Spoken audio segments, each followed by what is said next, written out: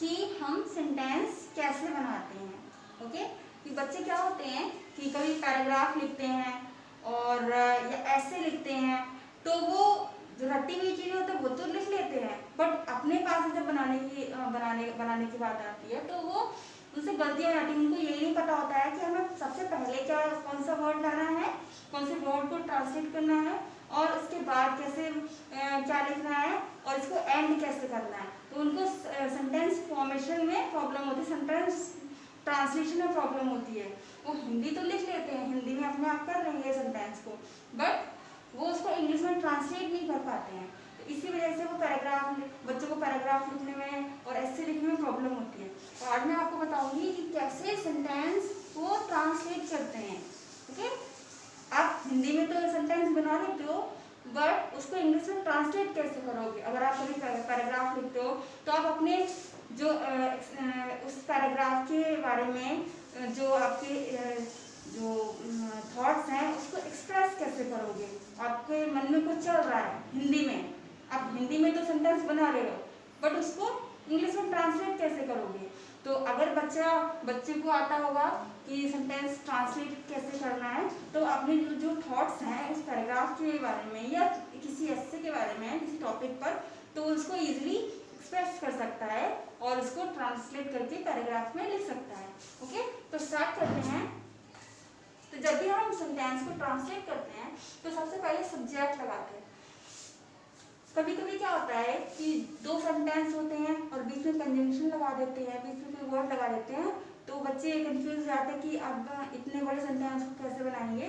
तो इसीलिए देखिए सबसे पहले सब्जेक्ट आता है। ओके, हम अगर दो सेंटेंस हैं, ओके, एक ही सेंटेंस में दो सेंटेंस है और बीच में कंजंक्शन लगा हुआ है, बीच में किसी वर्ड से उसको दो सेंटेंसेस को जोड़ दिया गया है, तो कैसे हम उसको ट्रांसलेट करेंगे। तो हम उन दोनों सेंटेंसेस को अलग अलग करके ट्रांसलेट करेंगे। ओके, तो सब्जेक्ट पहले क्या लगाएंगे, सब्जेक्ट, फिर हेल्पिंग वर्ब। जो सेंटेंस की हेल्पिंग वर्ब होगी, जिस टेंस का वो सेंटेंस होगा वो लगाएंगे, फिर मेन वर्ब, उस सेंटेंस का मेन वर्ब क्या है, और इसके बाद अदर वर्ड्स हम लगाएंगे जो भी होंगे उसमें वो। जैसे कि ये देखिए फर्स्ट सेंटेंस, तुम उसे छोड़ सकते हो अगर तुम चाहते हो। तो इसमें दो सेंटेंसेस हैं, तुम उसे छोड़ सकते हो पहला सेंटेंस और तुम चाहते हो दूसरा सेंटेंस, और इसको अगर से जोड़ा गया है इन दो सेंटेंसेस को। तो पहले हम पहला वाला सेंटेंस बनाएंगे। ओके, तो सबसे पहले हम रूल्स के अकॉर्डिंग बनाएंगे। सबसे पहले क्या क्या लगाएंगे, सब्जेक्ट, तुम उसे छोड़ सकते हो, सब्जेक्ट क्या है, तुम, यू। अब हेल्पिंग वर्ब, हेल्पिंग वर्ब क्या है, सकते हो, तो इसको क्या बोलते हैं इंग्लिश में, कैन। अब मेन वर्ब, तो मेन वर्ब क्या है, छोड़, छोड़ना, छोड़ने क्या बोलते हैं, लीव।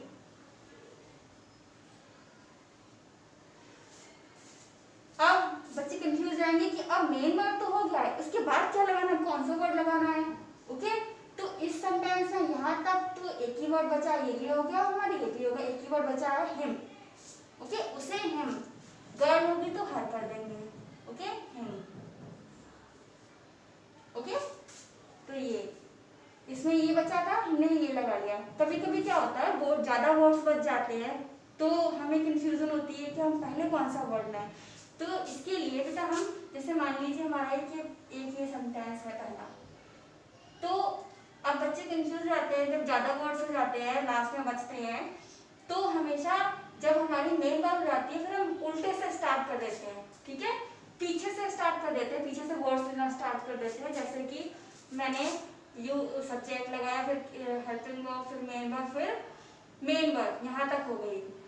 अब फिर लीव, छोड़। अब इसके बाद तो एक ही वर्ड बचा है, ठीक है, तो अब ज्यादा वर्ड बचते हैं तो हमेशा मेन वर्ब के पहले कौन सा वर्ड आ रहा है, उल्टे से स्टार्ट करेंगे ना, तो मेन वर्ब के पहले कौन सा वर्ड आ रहा है उसे, तो हमने हिम लगा दिया। ओके, अब क्या लगा हुआ है, इफ। अगर तो क्या बोलते हैं, इफ तुम चाहते हो, अब ये दूसरा सेंटेंस स्टार्ट हो गया, तो सब फिर से हम ये वाला रूल लगा देंगे, तो यू, इफ यू। ठीक, अब हेल्पिंग वर्ब है तो इसमें बेटा चाहते हो, इसमें चाहते हो, मेन वर्ब जो आएगी उसी में ही हेल्पिंग वर्ब भी आ जाएगी। चाहते हो, वांट में आपके चाहते हो का पूरे का मीनिंग आ जाएगा। ओके, तो हमें अलग से मेन वर्ब और हेल्पिंग वर्ब लगाने की जरूरत नहीं है, हम वांट का यूज करेंगे तो उसमें दोनों आ जाएंगे, इफ यू वांट। ओके, तो ये हमारा सेंटेंस कंप्लीट हो गया। Okay, now the second sentence is वह लड़की अपनी ही कामयाबी का शिकार हो गई। ओके, तो हम इसमें भी सारे सभी में यही रूल लगाएंगे। तो सबसे पहले क्या होगा, वह लड़की, दैट गर्ल,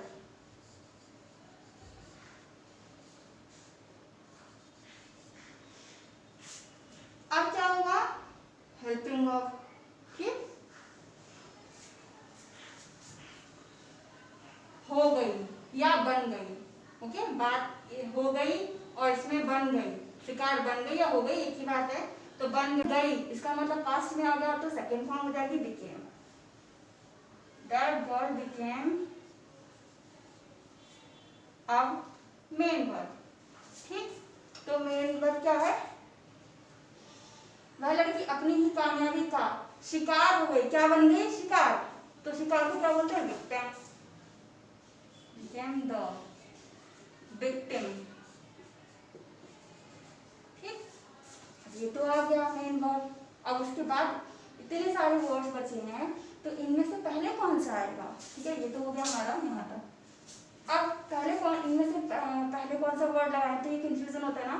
तो शिकार अब हम उल्टे से स्टार्ट कर देंगे, का तो ऑफ।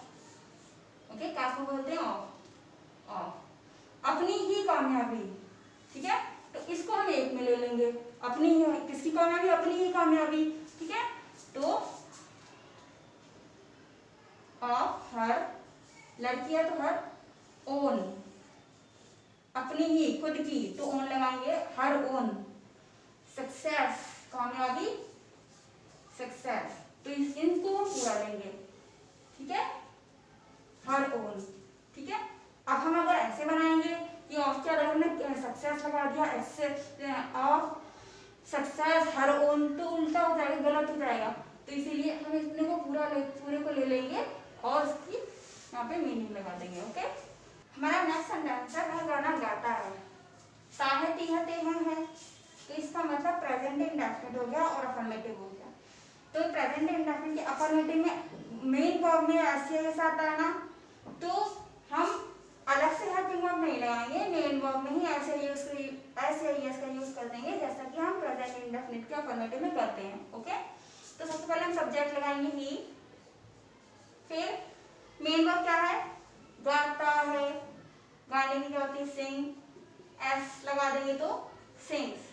ये भी हो गया, ये भी हो गया। तो इसमें तो बहुत सारे वर्ड्स बचे नहीं है, तो गाना, sings the song. Okay, Rahul मैदान में खेल रहा है। ठीक है, तो सबसे पहले सब्जेक्ट लेंगे, राहुल। अब रहा है, इसका मतलब प्रेजेंट कंटिन्यूअस हो गया, अफर्मेटिव हो गया। तो हेल्पिंग वर्ब क्या आएगी, सिंगुलर है तो इज। अब क्या आएगी, मेन वर्ब खेल, प्लेइंग, आईएनजी लग जाएगा, जैसा कि कंटिन्यूअस में होता है, प्लेइंग। ये हो गया हमारा। अब दो वर्ड बचे हैं, अब आप इनमें से पहले कौन सा लाएंगे। ठीक है, तो मैंने बताया ना, उल्टे से जब कंफ्यूजन ऐसी होती है ना, तो उल्टे से स्टार्ट कर देते हैं। तो खेल के बाद क्या आएगा, खेल तक तो हमारा हो गया है, अब क्या आएगा, में, इन, कहाँ, मैदान। ठीक है, in the field. Okay, now next sentence, मैं कल बाजार गया। ओके, तो ये गया, काम खत्म हो गया, तो ये पास्ट का हो गया, पास्ट इंडेफिनिट। ओके, सबसे पहले तो हम सब्जेक्ट लगाएंगे आई। पास्ट इंडेफिनिट के अफर्मेटिव में सेकंड वर्ब की सेकंड फॉर्म आती है, हेल्पिंग वर्ब कोई नहीं आती है। ठीक है, गया, यानी क्या आती है, वेंट। ठीक, मेन वर्ब लग गई हमारी। अब दो वर्ड बचे हैं, तो उल्टे से स्टार्ट कर देंगे, बाजार, तो वेंट टू मार्केट। ठीक, पार्टिसिप के बाद क्या रहा है, कल, बीते हुए कल को क्या बोलते हैं, yesterday. Okay, now the next sentence is, वह कहानी लिख रही है। ओके, तो सबसे पहले क्या लगाएंगे, शी सब्जेक्ट, फिर हेल्पिंग वर्ब, हेल्पिंग वर्ब पहले टेंस लिखेंगे, रही है, रहा है, रही है किसमें आता है, प्रेजेंट कंटिन्यूअस में, सिंगुलर है तो इज। ठीक, अब मेन वर्ब लिख, राइट होती लिखने की, आईएनजी लगा देंगे तो राइटिंग। क्या लिख रही है, story, the story. Okay, last वाला सेंटेंस है, राम गाना सुन चुका है। ठीक है, राम गाना सुन चुका है। सबसे पहले क्या लगाएंगे, सब्जेक्ट राम, फिर हेल्पिंग वर्ब, चुका है, चुकी है, चुकी किसमें आता है, प्रेजेंट परफेक्ट में, जिसमें कि हेल्पिंग वर्ब क्या लगती है, हैज या हैव, सिंगुलर है तो हैज लगेगा, राम हैज। अब सुन, लिसन, सुनने को क्या बोलते हैं, लिसन। थर्ड फॉर्म आ जाएगी तो लिसन्ड, लिसन्ड। ओके, क्योंकि ईडी लग जाता है उसमें। और क्या, द सॉन्ग। ओके, तो जब एक ही वर्ड बचा है तो हमने वही लगा दिया ऑब्जेक्ट में। ज्यादा वर्ड बचते हैं तो हम मोस्टली क्या करते हैं, उल्टे से स्टार्ट कर देते हैं, पीछे से। ओके, तो आई होप आपको ये समझ में आ गया होगा। Okay, thank you.